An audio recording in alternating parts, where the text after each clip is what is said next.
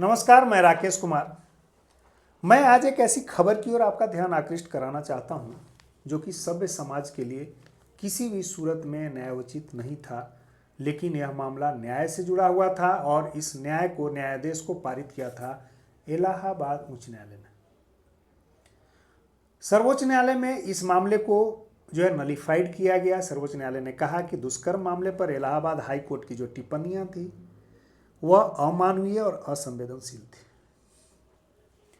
अब इससे जो है कई तरह के सवाल जनित होते हैं। अगर मैं खबरों पर नज़र डालूं तो सुप्रीम कोर्ट ने दुष्कर्म के बारे में इलाहाबाद हाई कोर्ट के एक फैसले में की गई टिप्पणियों पर कई आपत्तियां दर्ज की और सर्वोच्च न्यायालय ने कहा कि असंवेदनशील और अमानवीय टिप्पणियों से हाई कोर्ट्स को बचना चाहिए।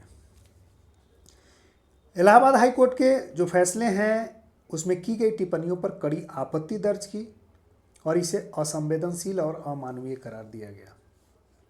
सर्वोच्च न्यायालय ने कहा कि हाई कोर्ट की गई जो टिप्पणियां हैं कानून के सिद्धांतों से अनभिज्ञ हैं, ये असंवेदनशील है और अमानवीय दृष्टिकोण को दर्शाती है। यानी इग्नोरेंस ऑफ लॉ है, कानून के हिसाब से इग्नोरेंस ऑफ लॉ है। इसके अलावे असंवेदनशील और नॉन सेंसिबल है और ऐसे जो टिप्पणियां हैं वह इनह्यूमन भी हैं, किसी भी सूरत में मानवीय नहीं हो सकती, ऐसा सर्वोच्च न्यायालय ने कहा। और सर्वोच्च न्यायालय ने इलाहाबाद हाई कोर्ट के उस फैसले में जो की गई टिप्पणियां हैं, जो अखबारों में छपी थी, सारे मीडिया चैनल्स पे चले थे, उसको स्वतः संज्ञान लेते हुए इस पे जो है कार्रवाई की है, इसकी सुनवाई की। और आगे की जो तिथि उन टिप्पणियों पर जो है इसे असंवैधानिक अमानवीय करार देते हुए आगे इस पूरे फैसले पर जो है सर्वोच्च न्यायालय ने उत्तर प्रदेश सरकार, भारत सरकार को पक्षकार बनाया है और जिसकी अगली सुनवाई 15 अप्रैल को होगी। इस मामले को सुना है जस्टिस बी.आर. गवई और जस्टिस आगस्टिन जॉर्ज मसीह की पीठ ने। सुप्रीम कोर्ट द्वारा हाई कोर्ट पर की गई टिप्पणियों पर रोक लगाने का मतलब है कि जो संबंधित केस में अभियुक्त न्यायिक कार्यवाही में लाभ लेने के लिए उनका उपयोग नहीं कर सकेंगे। संबंधित मामले में अभियुक्तों ने 11 वर्ष की नाबालिग से दुष्कर्म के प्रयास के कथित अपराध में निचली अदालत द्वारा जारी सम्मन को हाई कोर्ट में चुनौती दी थी। चुनौती उनके द्वारा दी गई थी जो दुष्कर्म के प्रयास किए थे लड़की के साथ। हाई कोर्ट ने अपने आदेश में कहा था कि नाबालिग का बक्स छूना, उसकी सलवार का नाड़ा तोड़ना दुष्कर्म या दुष्कर्म का प्रयास नहीं है। यह महिला की गरिमा पर हमले का तो मामला बनता है, लेकिन इसे दुष्कर्म का प्रयास नहीं कह सकते हैं। इस विवादित फैसले को द वीमेन ऑफ इंडिया संस्था द्वारा 20 मार्च को सुप्रीम कोर्ट के संज्ञान में लाया गया था। 2 सदस्यीय पीठ बनी। जस्टिस गवई ने कहा कि यह बहुत गंभीर मामला है और यह पूरी तरह से न्यायाधीश की असंवेदनशीलता को प्रदर्शित करता है। जस्टिस गवई ने कहा कि हमें न्यायाधीश के विरुद्ध ऐसे कठोर शब्द के प्रयोग करने के लिए खेद है। ऐसा नहीं है कि हाई कोर्ट ने आदेश सुनवाई के तत्काल बाद सुना दिया। इस मामले को सुना गया 13 नवंबर 2024 को और फैसला सुरक्षित रखा गया था। करीब 4 महीने बाद यह फैसला आज के कुछ दिन पहले आया।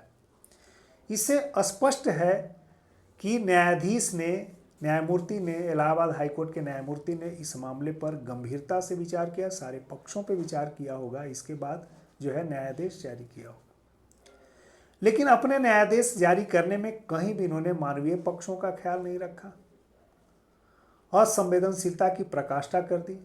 किसी भी लड़की का बक्स छूना, उसके सलवार के नाड़े को तोड़ देना, यह दुष्कर्म की श्रेणी में नहीं माना, बल्कि इसे जो है महिलाओं की जो पवित्रता है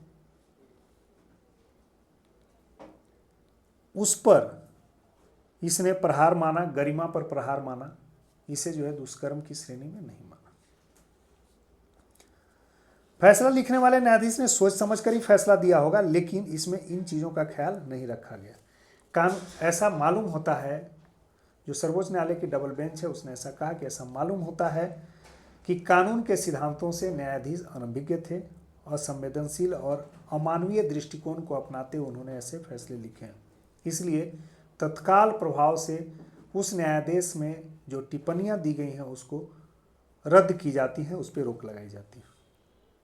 और इस तरह से जो है कई और मामले आए हैं जिसमें पूर्व में भी ऐसी टिप्पणियां की गई, महिलाओं पर ऐसी टिप्पणियां की गई। 2023 में कलकत्ता हाईकोर्ट ने यौन हमले के एक मामले में आपत्तिजनक टिप्पणी की थी कि किशोर वय लड़कियों को अपनी यौन इच्छाओं पर नियंत्रण रखना चाहिए।